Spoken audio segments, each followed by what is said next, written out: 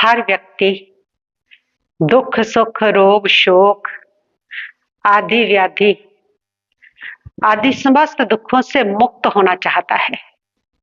इसके लिए वह तरह तरह के प्रयास करता है। इसके लिए वह अनेक उपाय करता है, अनेक साधन करता है, मंत्र टोटके करता है, जगह जगह मंदिरों में जाकर के माथा टेकता है, मनौतियां मानता है, बड़ों से गुरुजनों से साधु संतों से आशीर्वाद लेता है। लेकिन जितना वो प्रयास कर रहा है फिर भी वो दुखों से मुक्त नहीं हो पा रहा।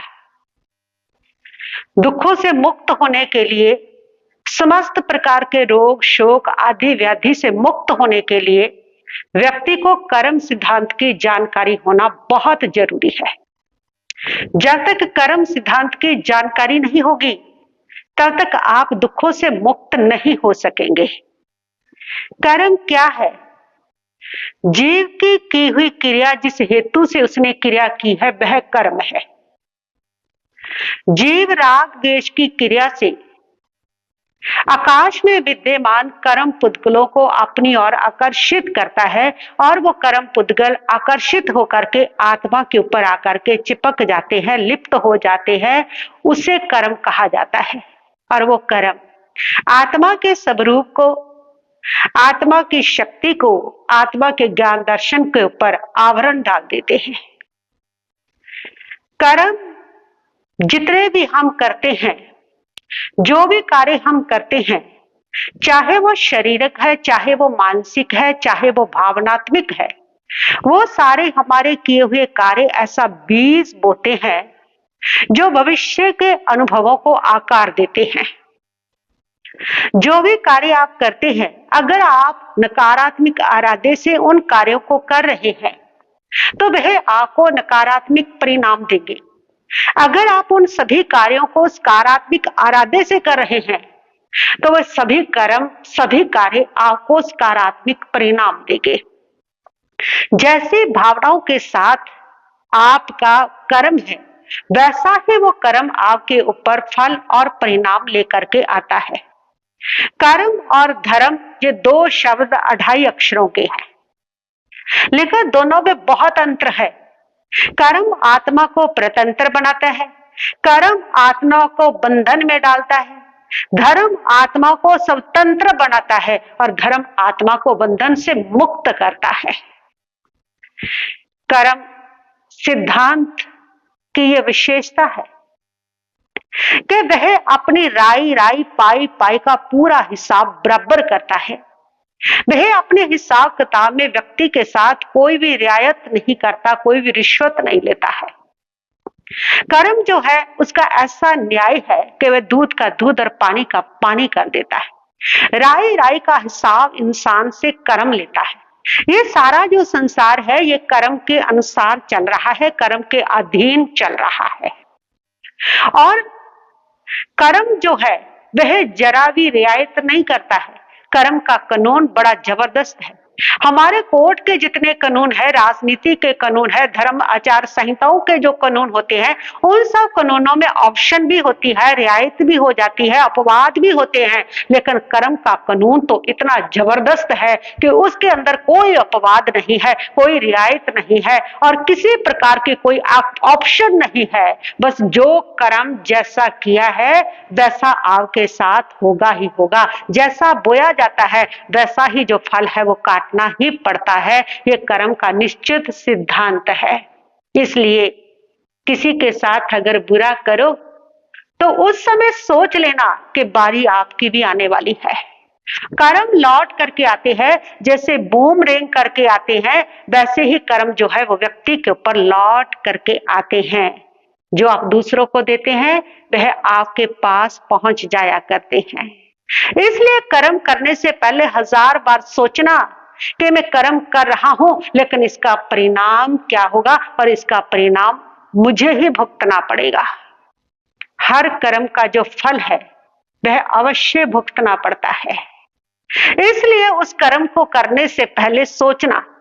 कर्म करने में आप स्वतंत्र हो, आपकी इच्छा है जैसा मर्जी कर्म कर ले, आपकी इच्छा है अच्छा कर्म करो, आपकी अपनी इच्छा है चाहे बुरा कर्म कर लो, आपकी अपनी इच्छा है ईमानदारी का जीवन जियो, आपकी अपनी इच्छा है बेईमानी का जीवन जियो, आपकी अपनी इच्छा है किसी को गालियां देते हुए और झगड़े करते हुए, लड़ाई करते हुए, हिंसा करते हुए जीवन जी लो, आपकी इच्छा है अहिंसक दया करुणा से भरा हुआ जीवन जी लो, आपकी इच्छा है क्षमा का जीवन जी लो, आपकी इच्छा है बैर और क्रोध का जीवन जी लो, आपकी इच्छा है, आप स्वतंत्र हो इसमें। लेकिन ये सारा स्वतंत्रता के साथ कर सकते हो, पर करने से पहले ये जरूर सोच लेना कि इसका परिणाम बिल्कुल वैसा ही आने वाला है। जो दूसरों के साथ कर रहा हूं उस क्यू में मैं भी खड़ा हूं, उस पंक्ति में मैं भी खड़ा हूं और नंबर धीरे धीरे मेरा भी आने वाला है। ये कर्म सिद्धांत है, जैसा करते हैं वैसा ही हमें भुगतान देना पड़ता है। इसलिए हम देख रहे हैं कि दुनिया के अंदर जितने भी दुख है, जितने भी सुख आ रहे हैं, जितनी भी समस्याएं आ रही हैं, उन सारी समस्याओं की जड़, उन सारे दुखों सुखों का जड़ अगर कोई है तो वो व्यक्ति का किया हुआ अच्छा बुरा कर्म हुआ करता है। अच्छा कर्म करने वाले अच्छा फल पाते हैं और बुरा कर्म करने वाले जो लोग होते हैं वो बुरा फल पाते हैं। जो दुनिया के अंदर दुखी हो रहे हैं, जो दुनिया के अंदर पीड़ा पा रहे हैं, कष्ट पा रहे हैं, उनके ऊपर वो कर्म वैसा ही लौट करके आता है। कहते हैं कि बनिकपुर नाम का एक नगर था, उस नगर में मित्रदेव नाम का राजा राज्य करता था। एक बार ग्रामानुग्राम विचरते हुए शमन भगवान महावीर स्वामी उस ग्राम के अंदर अपने शिष्यों के साथ पधारे। गौतम स्वामी परमात्मा की आज्ञा लेकर के और गोचरी के लिए गए। जब वो गोचरी के लिए गए तो उन्होंने बीच बाजार में चौरास्ते में देखा कि एक व्यक्ति को बहुत सारे लोगों ने घेर रखा है, बहुत बड़ी भीड़ ने घेर रखा है और वो सारी की सारी जो भीड़ है ना उस व्यक्ति को मार रही है, उसकी पिटाई कर रही है। कोई उसका हाथ काट रहा है, कोई उसकी लात काट रहा है, कोई उसकी उंगली काट रहा है, कोई कान काट रहा है, कोई नाक काट रहा है। उसका एक एक अंग जो है वो कटता चला जा रहा है, वह दुखी होता चला जा रहा है, वह करा रहा है, वह रो रहा है और उसकी कराह पर, उसकी चीख, उसकी पकार पर किसी को कोई दया नहीं आ रही है, कोई संवेदना जागृत नहीं हो रही है, वे अति कष्ट पा रहा है। ये देख करके वो विरक्ति से भर गए, परमात्मा के पास पहुंचे, गोचरी रखी और परमात्मा से प्रश्न किया कि प्रभु आज मैंने भरे बाजार में एक ऐसे व्यक्ति को देखा जो भीड़ उसको मार रही है, एक एक अंग उसका काट रही है, काटती चली जा रही है और वो दुखों से करा रहा है। उसने ऐसा कौन सा कर्म किया है, क्या किया? परमात्मा प्रभु महावीर कहते हैं, गौतम कर्म लौट करके आया करते हैं। उस व्यक्ति के ऊपर भी उसी का कर्म लौट करके आया है। इस कर्म का बीज उसने कभी बोया था, आज उसका फल पक गया है और आज पके हुए फल का जो स्वाद है उसको चखना ही पड़ रहा है। परमात्मा ने बताया, पूर्व जन्म के अंदर हस्तिनापुर नाम की नगरी और उसमें सोमचंद्र नाम का राजा, सुनंद नाम का राजा राज्य करता था। उस नगर के अंदर बहुत सारे लोगों ने जो दयावान थे, जो करुणावान थे, उन्होंने एक ऐसी गौशाला बनाई और एक ऐसा स्थान बनाया जहां पर जंगल में भटकने वाले गौएं और गलियों में घूमने वाली भूखी प्यासी रहने वाली जो गायें हैं उनके आश्रय के लिए, उनकी सुख सुविधा के लिए, उनकी परवरिश के लिए एक बहुत बड़ी ऐसी जगह बना दी जहां पर आकर के वो धूप में, बारिश में आके ठहर सके और अपना चारा पानी भी ले सके। और सारे गांव के लोग, सारे शहर के लोग इस काम में लगे हुए थे, इस पुण्य काम में लगे थे और इस सेवा के काम में लगे हुए थे। और गायें जो थी वह बेचारी भोली भाली गायें और शाम के समय आकर के सारी रात को बाहर इकट्ठी होकर के बैठ जाती थी। कभी बरसात होती थी, मौसम खराब होता था, तब भी वो वहां पर आकर के बैठ जाती थी जहां पर शहर निवासियों ने उनके लिए एक आश्रय स्थान बनाया था। और उसी गांव में रहने वाला एक भीम था, भील जाति का। उसके एक बेटा था जिसका नाम था गोत्रास और वह बचपन से ही दुष्ट स्वभाव का था, बचपन से ही कठोर स्वभाव का था। हर व्यक्ति अपने कर्मानुसार अपनी प्रवृत्ति लेकर के आता है। जैसे उसके खाते में उसके संचित कर्म पड़े होते हैं, जैसा पूर्व जन्म का उसने जीवन जिया होता है, उस कर्मों के अभ्यास की बदौलत वह व्यक्ति के संस्कार, उसका स्वभाव वैसा हुआ करता है। इसलिए कुछ लोग जो होते हैं वो बड़े दयालु प्रकृति के होते हैं, कुछ लोग कठोर प्रकृति के होते हैं, कुछ बड़े ईमानदार होते हैं, कुछ बेईमान होते हैं, कुछ सरल स्वभावी होते हैं, कुछ छली कपटी होते हैं, कुछ शांत प्रकृति के होते हैं, कुछ क्रोधी प्रकृति के होते हैं। तो सबकी प्रकृति अपनी अपनी होती है, संचित कर्मों के हिसाब से, अभ्यास से, बहुत सारे कारण है इसमें। और इधर वह जो था वो तो जन्म से, माता पिता ऐसे नहीं थे, लेकिन वो जन्म से कठोर स्वभाव का था।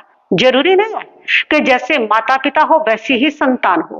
अक्सर ऐसा हो जाता है कि माता पिता जो होते हैं वो बहुत दयालु होते हैं, लेकिन उनकी संतान जो होती है वे बहुत क्रूर होती है। जब माता पिता कईयों के बहुत क्रूर होते हैं, लेकिन संतान बड़ी भक्त जन्म ले लेती है, बड़ी दयालु होती है।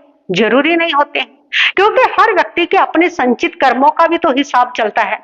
तो माता पिता तो अच्छे थे, माता पिता ने संस्कार भी अच्छे दिए थे, माता पिता ने परवरिश भी अच्छी की थी, भील जाति में जितना हो सकता है उन्होंने किया था। लेकिन वह जो बच्चा था वह जन्म से ही, बचपन से ही, छोटे होते ही क्रूर स्वभाव का था, कठोर स्वभाव का था। उसको किसी के ऊपर दया, किसी के ऊपर करुणा नहीं आती थी। और उसने देखा कि यहाँ पर ऐसा स्थान बना हुआ, बहुत सारी गौएं, हजारों गौएं आकर के इकट्ठी हो जाती हैं और रात को बैठती हैं। और उसकी क्रूरता ने उसके भीतर उसको प्रेरणा दी, उसकी क्रूरता जागृत हुई। और एक रात वो रात्रि के समय लोहे का फरसा लेकर के निकला और उन गांव के ऊपर जाकर के वार करने लगा। किसी की जीभ काट दी, किसी का होंठ काट दिया, किसी का नाक काट दिया, किसी का कान काट दिया, किसी का गर्दन काट दी। इस प्रकार अंग अंग उन गौओं का अलग अलग काटता रहा। वो गायें त्राह त्राही करती रही, चीखती रही, लेकिन उसको जरा भी दर्द नहीं आया। और वह व्यक्ति ऐसा क्रूर कर्म करके 500 साल तक जिया और मर करके इस हिंसा के कारण, इस पाप के कारण गोएमा वह मर करके नरक में गया। और नरक की आयुष पूरी करके, नरक में सारे दुखों को भोग करके, अपने पापों का फल भोग करके नरक से जब वो बाहर आया, तो बाहर आकर के इसी नगरी के एक सेठ के जहां पुत्र रूप में उसने जन्म लिया। जन्म के साथ ही उनके घर के अंदर घाटा होना शुरू हो गया। जन्म के साथ ही घर के अंदर कलह होना शुरू हो गया। प्रकृति बताने लगी कि अशुभ कर्मी आत्मा आ रही है, इसलिए सब और अशुभ ही अशुभ घटनाएं हो रही है। और माँ को पूरी तरह वहम हो गया कि जब से ये गर्भ में आया है तब से नुकसान ही नुकसान होता चला जा रहा है। पता नहीं ये कौन सा जीव आया है। और माँ को भी उसके ऊपर प्यार नहीं आ रहा, माँ को नफरत होती है, माँ की बुद्धि फिरती है और माँ की ममता मर जाती है उसके कर्म की बदौलत। और माँ उसको जन्म होते ही उकड़ी पर फेंकवा देती है, फेंका उसको, मुझे नहीं चाहिए ये।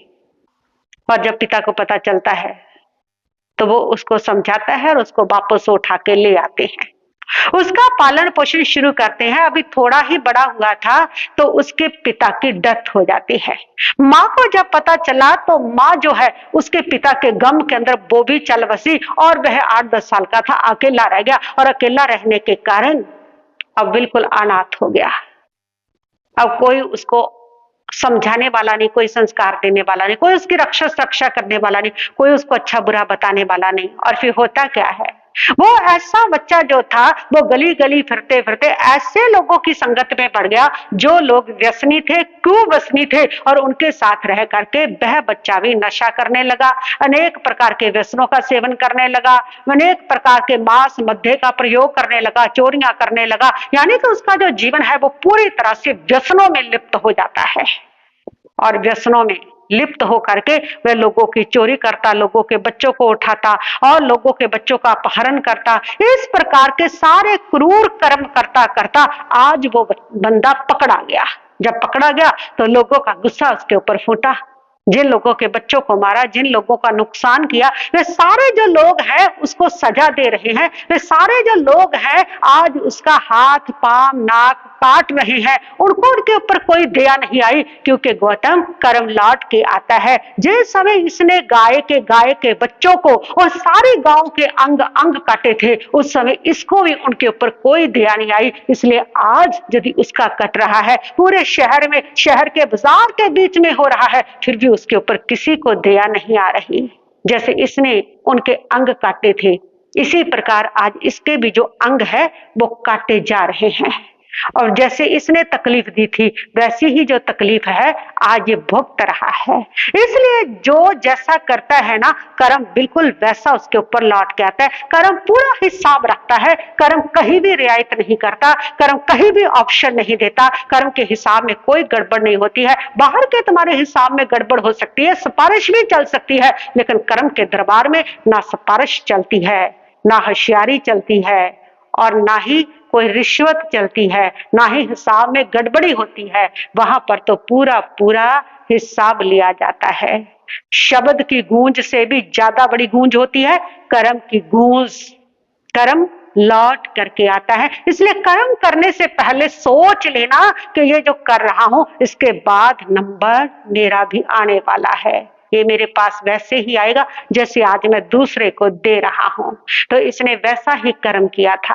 और जो लोग हम देखते हैं संसार के भी अंदर भी कुछ लोगों को इसी प्रकार कुछ लोग काट करके एक एक अंग काट काट करके मार देते हैं, कुछ दुश्मनी के कारण मार देते हैं, और कुछ लोग धोखे में किसी को इस प्रकार मार देते हैं। तो इस प्रकार जो लोगों ने ऐसा कर्म किया होता है उन्हीं के ऊपर ऐसा कर्म लौट करके आया करता है। तो परमात्मा कहते हैं इस प्रकार हम इन कर्मों के माध्यम से ही दुखों को प्राप्त होते हैं। कर्म की वजह से ही कर्म समाप्त होते ही दुख समाप्त होते हैं। जब तक कर्म आपके रहेंगे तब तक दुख चलता रहेगा। इसलिए कर्म सिद्धांत की जानकारी जितनी आपको होगी उतने आप दुखों से मुक्त हो सकेंगे, क्योंकि कर्म सिद्धांत की जानकारी होने के बाद आप उस कर्म को समझेंगे, उसको करने से बचेंगे। आपको पता चलेगा ये जो मैं दूसरे को दे रहा हूं ना, ये समय आकर के मेरे पास लौट करके आएगा, ये पक करके आएगा कर्म, और इसका स्वाद तब मुझे चखना ही पड़ेगा, इसका फल मुझे चखना ही पड़ेगा।